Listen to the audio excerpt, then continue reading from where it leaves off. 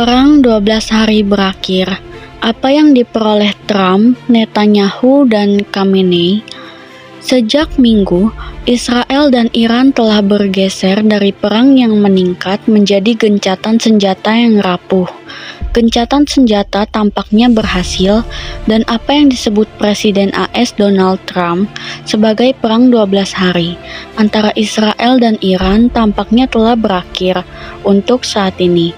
Sementara itu, Trump, Perdana Menteri Israel Benjamin Netanyahu, dan para pemimpin Iran semuanya mengklaim bahwa jeda dalam konflik terjadi atas dasar keinginan mereka. Jadi, apa kebenarannya? Apa yang dicapai Israel? Apakah Iran berhasil mempertahankan aset strategisnya? Dan apakah gencatan senjata merupakan jalan menuju perdamaian? Perang 12 hari berakhir. Yang pertama, Trump jadi sutradaranya. Pada Sabtu malam atas perintah Israel, AS memasuki perang Israel-Iran dengan menyerang fasilitas nuklir Iran di Fordow, Natanz, dan Isfahan, yang menurut Trump benar-benar menghancurkan fasilitas tersebut.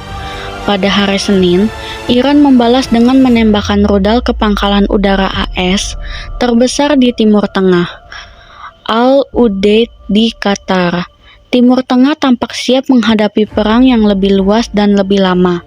Namun, dalam hitungan jam, Trump mengumumkan di Truth Social, platform media sosialnya, telah sepenuhnya disetujui oleh dan antara Israel dan Iran bahwa akan ada genteng senjata yang lengkap dan total.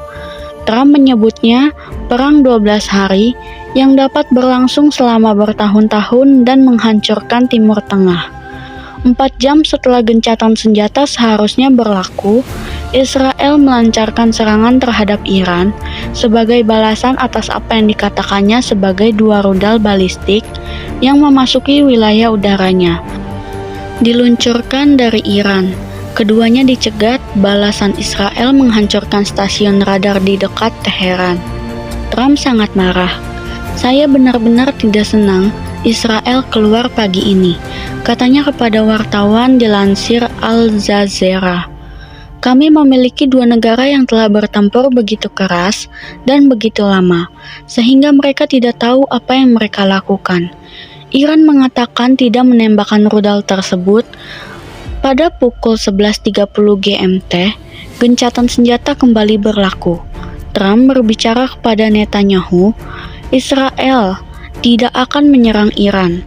Semua pesawat akan berbalik dan pulang." Sambil melakukan gelombang pesawat yang bersahabat ke Iran, tidak ada yang akan terluka. Gencatan senjata berlaku, tulis Trump di Truth Social.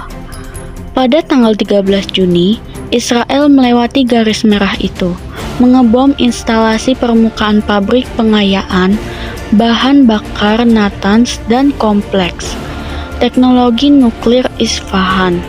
Iran membalas dengan meluncurkan pesawat nirawak dan rudal ke Israel.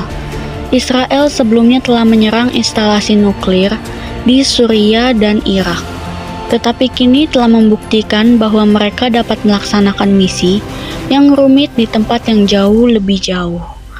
Mereka juga menolak tuduhan internasional bahwa misinya tidak sah. Israel mengklaim bahwa tindakan itu merupakan tindakan antisipasi untuk membela diri, tetapi tidak semua orang setuju bahwa Iran sedang mengembangkan bom nuklir, atau bahwa Iran berencana untuk menggunakannya terhadap Israel dalam waktu dekat.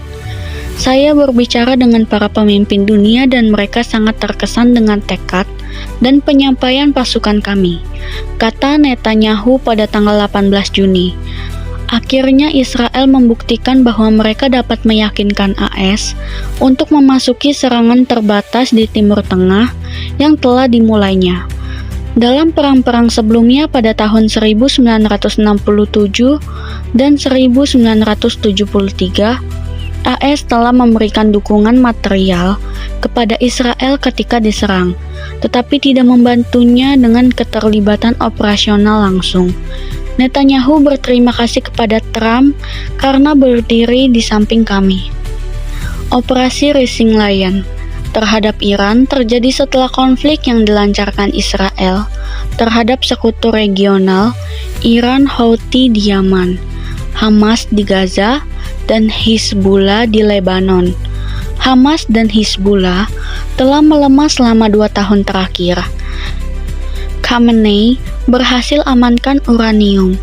Israel berhasil merusak target permukaan di Iran secara signifikan, dan AS mengklaim telah menghancurkan fasilitas nuklir bawah tanah. Namun, sementara fotografi satelit menunjukkan bahwa rudal mereka mengenai sasaran, tidak ada konfirmasi independen yang tersedia untuk memverifikasi apa yang dihancurkan. Itu memerlukan inspeksi di tempat. Saat ini, tidak seorang pun termasuk IAEA berada dalam posisi untuk menilai sepenuhnya kerusakan bawah tanah di Fordow, kata Rafael Grossi, Direktur Badan Energi Atom Internasional, pengawas nuklir Perserikatan Bangsa-Bangsa, pada hari Senin setelah serangan AS. Mengingat muatan bahan peledak yang digunakan dan sifat sentrifus yang sangat peka terhadap getaran, kerusakan yang sangat signifikan diperkirakan telah terjadi, katanya. Juga tidak diketahui keberadaan 400 kg atau 880 pon uranium yang sangat diperkaya yang menurut IAEA sekarang dimiliki Iran. Muhammad Eslami, Kepala Organisasi Energi Atom Iran, menyarankan program nuklir akan muncul tanpa cedera. Persiapan untuk pemulihan telah diantisipasi, dan rencana kami adalah untuk mencegah gangguan apapun dalam produksi atau layanan, katanya pada hari Selasa dalam sebuah pernyataan yang disiarkan oleh kantor berita semi-resmi MER. Sementara itu, masih ada kebingungan mengenai sumber 2 rudal balistik yang menghantam Israel pada Selasa pagi, 3,5 jam setelah gencatan senjata dimulai. Pemerintah Iran secara resmi membantah telah meluncurkan rudal tersebut. Perdamaian yang rapuh yang telah disepakati Israel dan Iran adalah gencatan senjata. Mereka belum berdamai. Mengenai program nuklir Iran, para ahli mengatakan bahwa secara umum ada 2 kemungkinan jalan di masa depan. Inspeksi PBB yang diperbarui terhadap fasilitas nuklir Iran dan perjanjian baru dengan Iran yang mungkin menyerupai rencana aksi komprehensif bersama tahun 2015 milik mantan Presiden AS Barack Obama dapat membantu Teheran meredakan tekanan global terhadap programnya. Meskipun Trump yang menarik diri dari JCPOA, bukan Iran. Disinilah kekuatan Eropa dapat berperan. 3 diantaranya, Inggris, Prancis, dan Jerman, bertemu dengan Menteri Luar Negeri Iran, Abbas Araghchi, pada 20 Juni, bersama dengan Kepala Kebijakan Luar Negeri Uni Eropa, Kaja Kallas, dalam upaya untuk mencegah serangan AS. Tawaran itu gagal. Tetapi meskipun UE tidak dapat sendiri memanfaatkan Iran untuk berkompromi, UE dapat bertindak sebagai penyeimbang kekuatan keras AS Israel. Iran akan mencoba melibatkan Eropa secara diplomatis dengan mengusulkan peningkatan pemantauan dan membuat komitmen dalam program nuklirnya, kata Ioannis Kotoulas, dosen tambahan geopolitik di Universitas Athena, kepada Al Jazeera. AS dapat menerima program nuklir damai. Menteri Luar Negeri AS Marco Rubio telah mengatakannya. Kemungkinannya adalah AS tidak akan mencoba memaksakan perubahan rezim, katanya. Eropa sekarang menjadi satu-satunya jalan keluar bagi Iran. Rusia tidak dapat diandalkan.